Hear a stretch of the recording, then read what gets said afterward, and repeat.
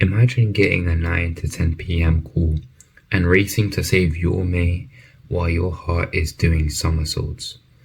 This actually happened to me the other day, literally yesterday, and I need you to hear this. Today, I want to talk about a situation you might experience with yourself or someone that you love.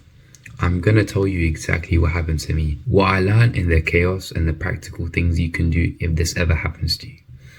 This isn't clickbait, it's real, it's scary, and also something we can be better at handling if we know what to do. So stay with me. I promise you that there's a lesson to this and a little bit of comedy in the mess, because what else keeps you sane at 2 a.m? Yesterday, my mate, let's call him Bob, he rang me out of nowhere. He sounded frantic and out of breath. He said another friend of ours, one of my most closest friend, he smoked weed and he was bugging out. That phrase alone made my stomach drop. I grabbed my shoes because when a mate calls you like that, you don't wait around. You have to move. I ran like the cartoon Flash for about 10 minutes, thinking of every worst case scenario and practicing calming lines in my head. Spoiler alert, I forgot when I actually arrived. You serious? So when I got there, the scene was chaotic. My friend was wide-eyed, pacing and checking his watch over and over again like it was a ticking bomb. His heart rate felt off the charts.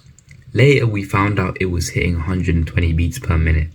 He looked cold and jittery, like someone had turned the thermostat off in his body. His senses, they were intense. Sounds were too loud. Light felt harsh. He couldn't sit still. The way he moved made me think of those movie scenes where the main character is about to jump off a cliff. Except he was next to a chicken and chip shop. One of our other boys, he got there before me because he lived near him. He'd already tried to calm him down, but he was lost at the rest of us.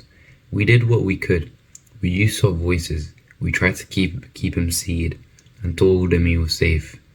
I started searching my phone for what could help. I came across posts and random forums saying that lemon could calm someone down. I mean, people somehow claim that citrus somehow cut through the panic. And listen, I know how silly that sounds, but when you're desperate, you gotta grab anything that might work. No.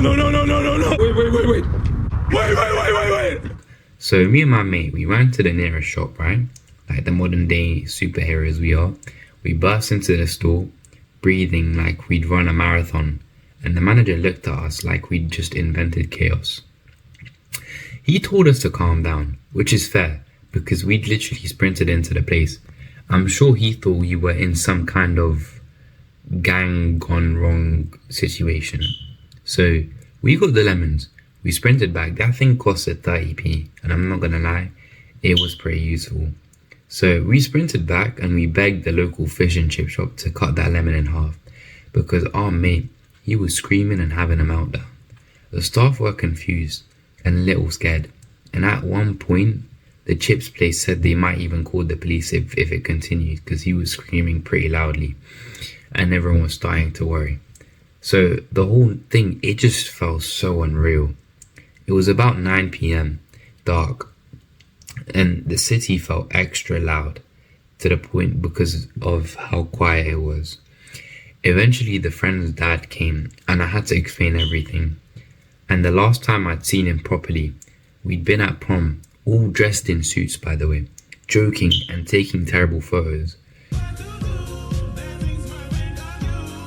Now I was standing there, explaining how his son was panicking, and I might have had a part in it. I'll never forget the look on his face. I never wished that panic on anyone, least of all my friends. I told him I was sorry and that we were trying to help. He listened, and that moment taught me a lot about responsibility, guilt, and how fast ordinary nights can turn into scenes from a drama. So if you're watching this and thinking that sounds extreme, I get it, but I also want you to know how quickly regular situations can escalate. Subton's reactions can be unpredictable. A calm evening can become frightening in minutes. So this video is me laying out what happened, plus clear practical steps that you can use if you or someone you care about goes through something similar like my situation. And here's the thing, this might happen to you once in your life, maybe as a teen, maybe when you grow up, and you're going to have to learn from my story. I'll also be honest about the things we did that helped and the things that could have gone better. I mean, firstly, you got to take a breath and let's be realistic about signs that someone is having a serious reaction. Rapid heart rate, confusion, extreme agitation, let me think, vomiting, fainting, maybe even chest pain. I mean, or even losing consciousness. If any of these might happen, you might have to call emergency services immediately. Don't wait, because time honestly matters. This is not the moment for you to be a hero without help.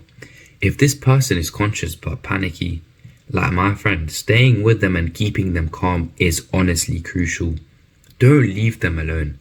If they're in danger of harming someone else or them, they might be extremely agitated to the point of uncontrollable behavior.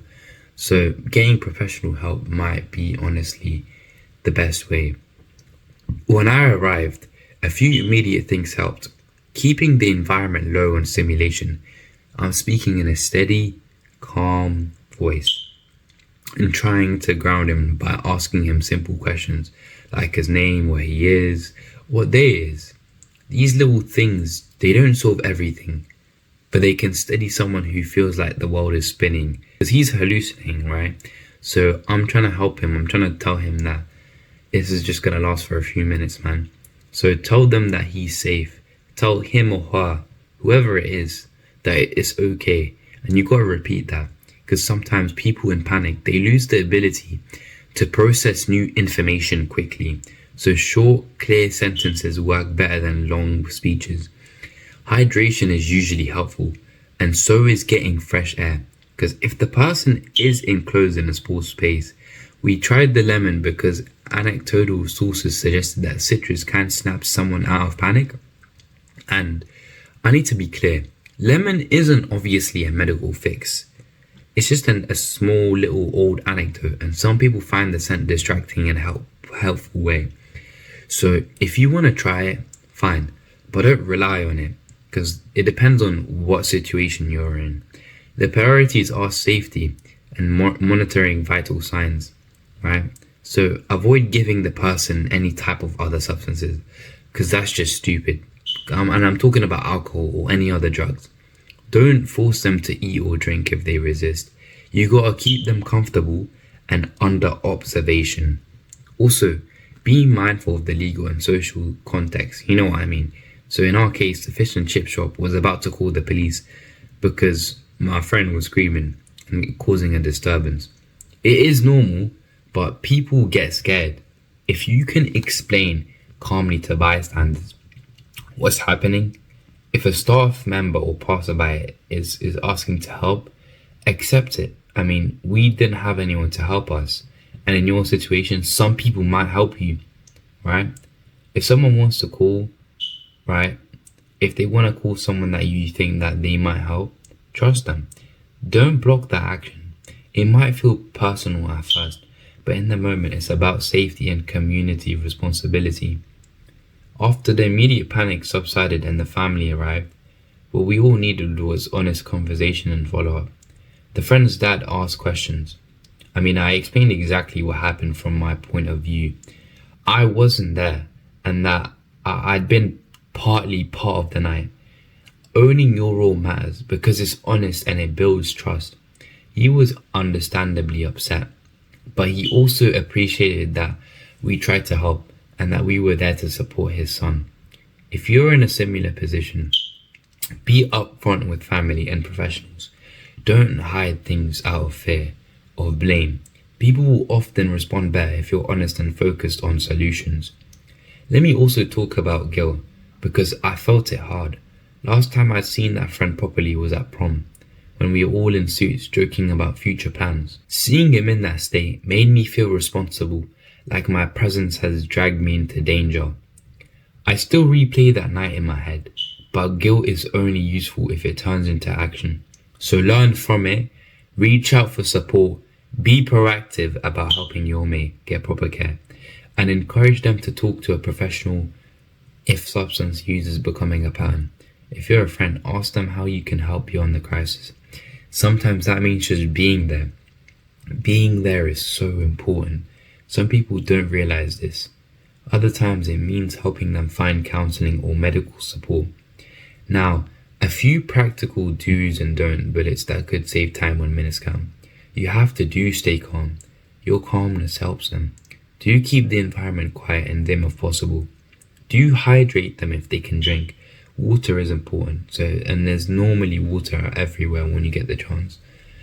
Offer breathing support by calmly guiding them to breathe in for 4 counts and out for 6.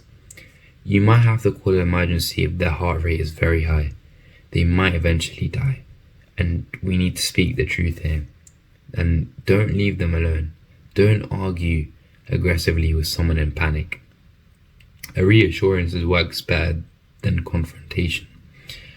Also follow up after the incident. You gotta check in the next day. Ask how they're feeling. Because I've talked to my friend the other day, or even today as well. I told him if he's good, because that night was one of the worst things that ever happened to me. Like, it obviously is a one-off thing, right? And if I notice patterns, then I really do need to talk to them. I also want to address the awkwardness of social fallout. People worry that calling for help will get someone in trouble. In many places, emergency. The night ended with relief and lessons. My mate recovered. We talked to his dad and we learned to be prepared next time, if anything like that happened. I still remember the flashing lights of the shop's manager worried face and the ridiculous image of me and my mate begging a chippy to slice a lemon like we were competing on a bizarre game show. But beyond the humor, what I want you to take away is this. Crises can happen fast, but so do chances to help. Prepare to stay calm and put safety first. So if you ever find yourself in a similar situation, remember to look for the signs. Keep the person calm, seek help when needed, and follow up later. I know I sound like a teacher, but listen, if nothing else is presented, your presence can be the thing that stops a bad night from becoming a tragedy. If this story hit home, please share it with someone you care about. It could be the nudge that helps them act differently. And also, if you want more videos like this, real stories, practical advice, and a bit of messed up humor to keep things bearable, watch the next video popping up now. Thank you guys.